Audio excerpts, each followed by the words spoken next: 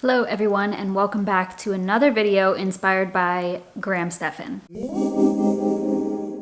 A few days ago, Graham Stephan posted a video titled How Much Money You Should Spend by Every Age. I will link it down below, but in case you don't want to watch it or you haven't seen it, he basically talks about the 50-30-20 budget, and he breaks it down into percentages that are what he thinks are more realistic or a better thing to follow. So this got me curious about what percentage I am spending on each area, because that's not something I typically do. I always am looking at the dollar amount and just kind of go based off that rather than the percentages. So I got curious what my percentages were, and I broke it down, put it into a pie chart, and that's what this video is about. I'm going to put up on the screen his budget breakdown or spending breakdown. And in my opinion, it's missing a couple of things. There are several things that I added to my spending because those are things that I spend money on. And I'm not going to go through everything that he listed, but as you can see, he puts the most toward savings, or he recommends putting the most toward savings. And then housing is the next highest. He is doing these percentages based off of take-home pay. So that is what I did my breakdown based off of as well. And my take-home pay varies. So from my full-time job, it is steady for a year and then I get a raise. I do make money on the side, so it varies from month to month.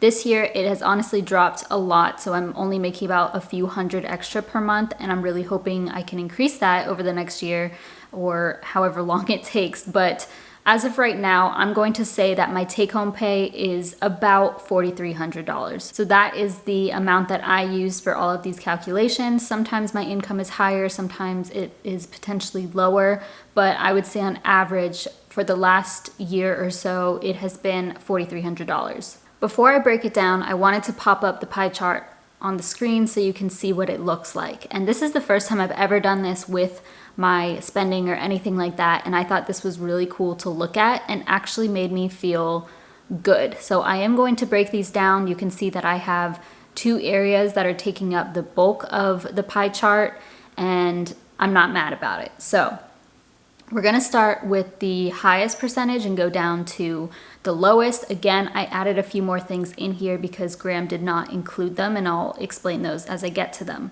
So this first chunk, the largest chunk for me, is housing. And my monthly rent payment is at the moment $1,346 for a 1-bedroom, 1-bathroom apartment near Atlanta, Georgia. And I live alone, so I pay for that myself. And so that is about 31.3% of my take-home pay. So yes, I recognize this is pretty high, but I am not ready to purchase a home, especially in the area that I live in. It's pretty expensive. And I also prefer to live in a luxury apartment because this location and a luxury apartment in general is safer. And since I am living alone, this is what I prefer. I definitely am okay with spending this amount on my rent because I absolutely love living here, and to me it is worth it. So 31%, obviously a lot higher than he suggests, but it's not horrible. This next large chunk is 30.8% of my spending, and that goes to savings and debt. And this percentage I'm really proud of. I did not realize that my savings and debt payments were this high or this much of my spending. And what I like about this is once I pay everything off, I am now able to visually see that I can save a pretty significant portion of my income. And that obviously doesn't take in if I get any pay raises or just increase my income in general. So 30% is not too bad to be where I'm at right now, especially considering how much I pay for housing. If I didn't have these other payments to make, then I could seriously make some progress in the future, and this is really exciting. What I did actually to calculate this savings and debt is put all of my fixed expenses into this chart first and then subtracted that from my total take-home pay, if that makes sense. And so this number does fluctuate. Sometimes I may not save as much or put as much toward debt, and sometimes it could be higher. I would say that I'm typically putting about 29% to 35% of my take-home pay to my savings or my debt, which is really good. This next yellow section is investing. And I did separate this from savings because I consider it a separate area. And this is something that I want to keep track of as time goes on.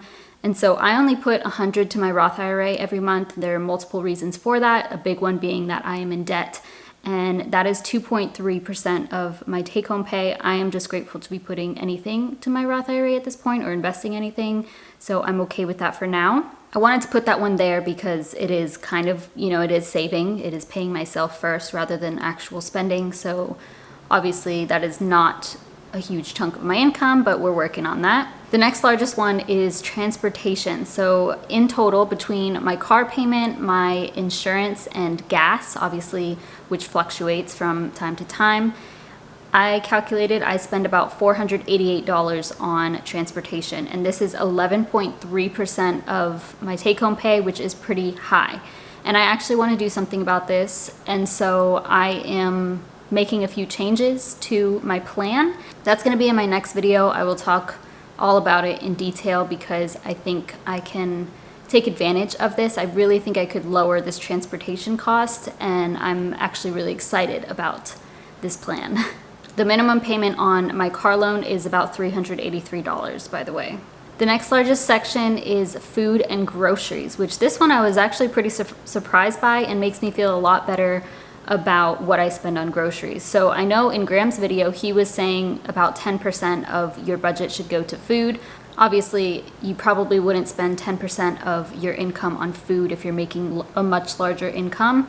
But for me, this kind of works, and I'm spending less than 10% of my income. What I did for food is I took the average of my food and grocery spending for the last 8 months of 2020, and it came out to an average of $302. And then because I typically do go over budget on my grocery bill, I'm usually spending over $300. I just made it $325 per month, and that is 7.56% of my take-home pay. So this has actually inspired me to increase my food budget and be okay with that, because while I probably could keep my food budget under $250, I am obviously not meeting that if you're watching my budget videos, and there's no point in me continuing to fail. So I will be increasing my food budget because 7.5% of my take-home pay is honestly not that bad. Next on the list are my utilities, and this includes renter's insurance, trash, Wi-Fi, electricity, and water and sewage. And this comes to about $215 every month. Of course, it fluctuates here and there, and this is exactly 5% of my income. Graham suggested about 3% of your take-home pay, but 5% isn't horrible. One big thing is that I do have to pay for valet trash, so I can't get out of that. Being in a luxury apartment, that's very common, and that is $35. For health, I spend about $222 on average, which is 5.16%. For this number, I am not including my health insurance because it's not really taken out of my paycheck. The way I get paid is very weird. My income is considered a scholarship, and it's also considered unearned income, but it is my salary, and I am not in school. This is my career, but it's just a very strange system. And so what they do is pay us a certain amount plus insurance, and then we do have to pay taxes on insurance as well. And I calculate that every single month, and that is what I am saving for my taxes each month when I do my budgets and stuff like that. But because of that, the $500 or so that I have for health insurance is not taken out of my take-home pay. So I am not including that here. That probably doesn't make sense, but just don't worry about it. Included in this $222 is my life insurance, which is something I don't really talk about. Maybe I'll save that for another video because that's a whole different story / ordeal. Vision insurance, dental insurance, which I do not get through my job. And then this is just other things like multivitamins and other supplements that I may purchase. Next is my phone bill, which is about $80 a month. I'm honestly not sure about this number. I think this is about right. I can log in and calculate everything out, but it's a little bit complicated with the family plan because the payments are all separated, even though we pay it evenly among us. And then I recently canceled my insurance for my phone, so I think I accounted for that, but I would say 80 is pretty average, and that is 1.86% of my take-home pay. I know that could be lower, but I really don't mind what I pay for my phone. I prefer the unlimited plan, so it works for me. Miscellaneous, at the moment, I'm doing a no spend year, as many of you know, so I would say $100 or not even some months. And so this is 2.33% of my take-home pay. In the future, next year and after that, I am going to be budgeting miscellaneous spending. And I'll talk about that more once we get there, once my no spend year actually ends. These last two are 1.16% of my take-home pay, and that is donating. I donate $50 at least every month, and then money to help out with my dogs. $50 I send to my sister because she has our 3 dogs with her. Now, this makes me kind of sad to look at in regards to the donation. I would like this number to be higher, but I do know that in the future I would really like to increase the amount of money that I'm donating each month, as well as increase the time that I volunteer. That's also part of the reason why I want to become financially independent, so that I can, get out of a full-time job and do things that I'm more passionate about, like volunteering at animal shelters and things like that. It's because this makes me sad to see that it's only 1% of my income, but honestly, I would prefer to prioritize paying off debt and saving right now, and then later I know that I can give more. And that is just about everything that I spend my money on. So you can see the areas that Graham seemed to miss in his little breakdown. Like I said, I'm pretty happy with these numbers because it is a lot better than I thought it was. And I know that I can make a few changes to this over the next few months. And like I said, I will talk about that in my next video, and I can increase that red area of the chart so I can save more and pay off more debt, and then eventually grow the yellow area where I am investing and decrease the blue area where I pay for housing. So I'm hoping to spend less on housing, increase my savings and investing, decrease my transportation costs because it's pretty high. I think this was really, really helpful to do. So if you're on your debt-free journey or just trying to save money, invest, become, FIRE, whatever, I highly suggest you do this because it was really helpful and helped me look at things from a different perspective that I did not realize before.